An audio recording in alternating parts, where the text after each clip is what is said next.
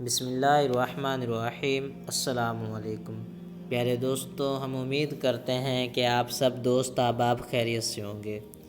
پیارے دوستو، آج کا جو وظیفہ ہے وہ جمعے کے دن کا وظیفہ ہے اور اس کی مدت 3 دن ہے۔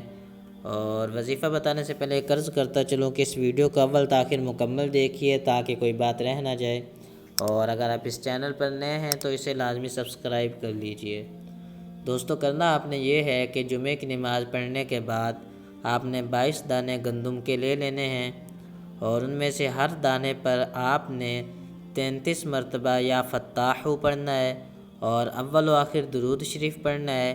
اور اس کے بعد آپ نے وہ جو دانے ہوں گے گندم کے، وہ آپ نے پرندوں کو کھلا دینے ہیں، اور نیت یہ رکھنی ہے کہ یا اللہ عز و جل اس کے سبب سے ہمارے رزق میں برکت فرما۔ انشاءاللہ عز و جل اگر آپ یہ عمل 3 جمعے تک کر لیں گے تو یہ آپ کے لیے ضرور فائدہ مند ثابت ہوگا۔